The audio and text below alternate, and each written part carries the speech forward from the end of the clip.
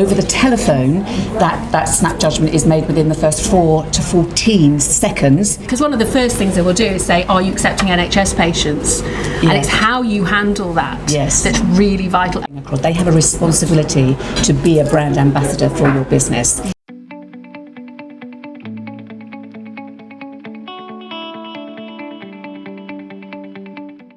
Hello and welcome to the second episode of our water cooler series for the autumn.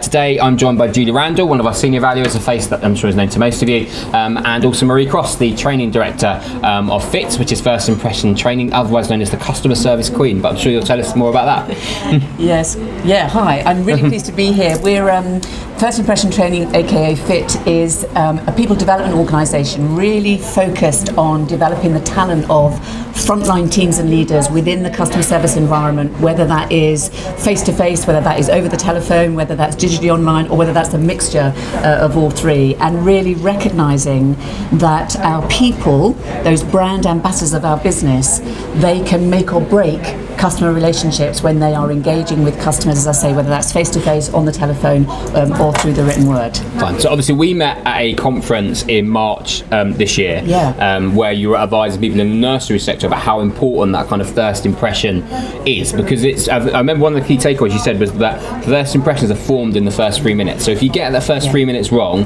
is there any way back, or are you pretty much done? Yeah, absolutely. And in fact, even more critical than that, Luke, is that face-to-face, there is a snap judgment that we make. We all judge a book by its cover, sadly. And there is a snap judgment that is made. Over the telephone, that snap judgment is made within the first 4 to 14 seconds. The overall first impression, yes, is 3 minutes, but it's a very snap judgment just based on how that person greets that person on the other end. So literally, I've only got the good morning, Luke Moore dental practice, and then I'm done. Absolutely, in terms of a snap judgment. And face-to-face, that's 4 to 34 seconds. Not that much longer, but again, we all judge a book by its cover, and we're doing that on the phone as much as we're doing that face-to-face. And also how quickly that telephone is answered. I know for me, if I'm ringing and ringing and ringing, that I've made a judgment already. Yes, absolutely. So it's really important that it's picked up in 3 rings. And for those that don't know, it's probably worthwhile mentioning, obviously, Julie, the reason why I asked Julie to join us on today's water cooler, in addition to Marie, is your background, of course, is practice management. So you run a really successful private dental practice, which is now a member of a corporate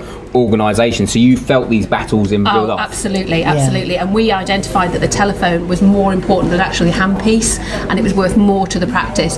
So it's, as you said, it's about empowering your team and getting, and teaching them the skills to really move forward with that. Totally. I think some of the challenge, Julie, is that those brand ambassadors, as we call them, those people who are representing your brand on the telephone, like our dental receptionists, actually probably don't realise the power that they have to kind of make or break a customer relationship in those critical first few seconds, or those overall, first 3 minutes. And they don't have that visual, so you're relying on the environment that they're answering that phone call in. And actually one of the things that we did was take the telephone away from a busy reception area into another office.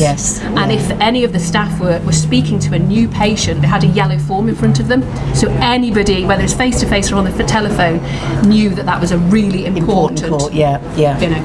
Call. So almost signified to the wider audience, no back chatter in the air. It's kind of said, look, this is my focus. And if it's face to face and you see that yellow form and somebody else walks past, they can say, welcome to the practice, lovely to see you, something like that. Just another little nugget. Absolutely. And the reason why we themed the water cooler around this in this particular series is because it's even more pertinent as more and more people take the decision to move away from delivering NHS treatment. And I know that obviously from my experiences, obviously I've never worked directly in practice, but obviously I have loads of work with the plan providers, is the biggest challenge is getting the receptionist on board, isn't it, when you're doing that conversion, and there's loads of faux pas you can make which can really ruin that relationship at the outset. Absolutely, because one of the first things they will do is say, are you accepting NHS patients? And it's how you handle that that's really vital. As you say, you have that snap, and it's giving your reception team the skills to be able to cover those barriers that you're likely to get. Well, and also and deliver those messages in a kind of positive and empowering way that actually increases the chances of them changing a potential customer's mind around, you don't do NHS, but we do private, and therefore having those conversations, delivering those negative messages in a positive way. Exactly. About, well, actually, this is what we do, this is what we can offer you, and qualifying, if you like, having conversations with those potential patients to convert them to becoming a customer. Find out what they're looking for, because is it NHS they're looking for? It isn't really. They're looking for a new dentist, and offer them the opportunity to come in and have a look round. Absolutely. Meet the team, have a complimentary appointment. Give them a cup of tea, give them a cup of coffee, because people like gifting, because then you give something back. So it's all about how you address those, as you say, those questions, really.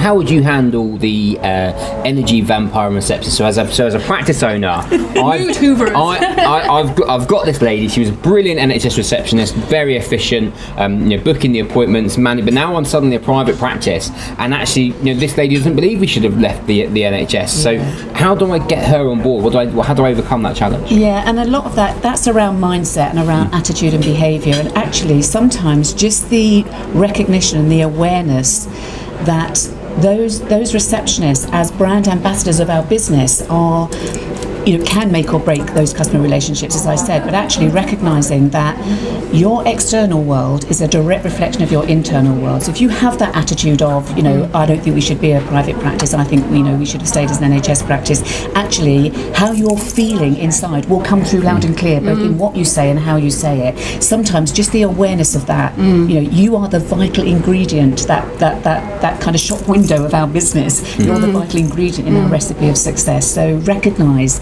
that how you answer that call, meeting and greeting people, whether it's face to face or over the telephone, the kind of responsibility that you have to adopt the right attitude and behaviour, to be in line with the values of the practice in both what you say and how you say it, how you behave, and yes, of course, having the skills then to be able to have conversations with an NHS patient that we would like to convert to a private patient, having the skills to be able to have those conversations, as you say, finding out what is it they really want.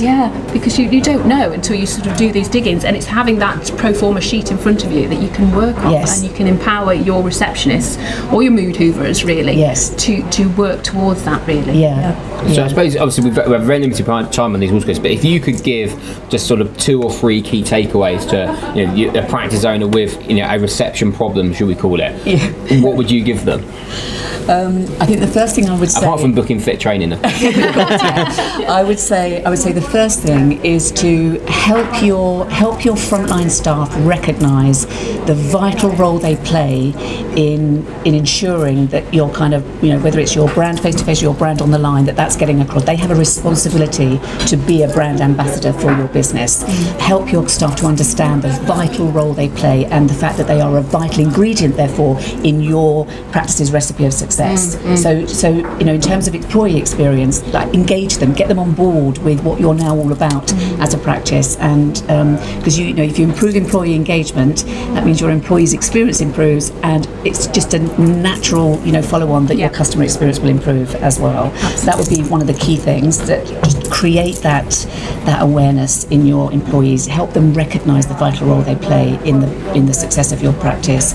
And I think the second thing is that help them to learn the skills and the behaviours, recognising that your external world, as I say, is just a direct reflection of your internal world, and so you have a kind of responsibility to check out your internal world when you are representing your brand each day. Check that internal world out, because that's what you'll display. If it's not appropriate on the inside, that's what you'll be displaying on the outside, whether you're taking a call or whether you're meeting or greeting at the actual reception face to face. Go on then, Jules. I know you got one.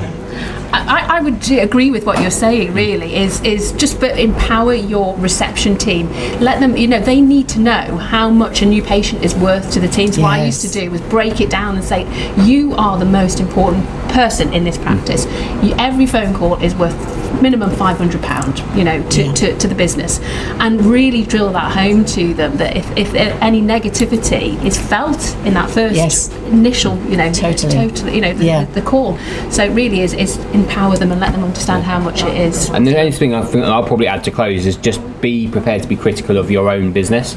So, you know, do that mystery shop call, because what you hear when you're stood behind the receptionist is probably isn't the reality of actually what's going out. So do that call when you're sat in the car, you know, on a Friday afternoon when you think no one's listening, or get worse or better still, get someone else to do it and get them to listen to it and tell you what they actually really thought of that call, because then you can really get an evaluation as to how successful you are on those calls. But thank you for joining us today, and we'll see you again soon.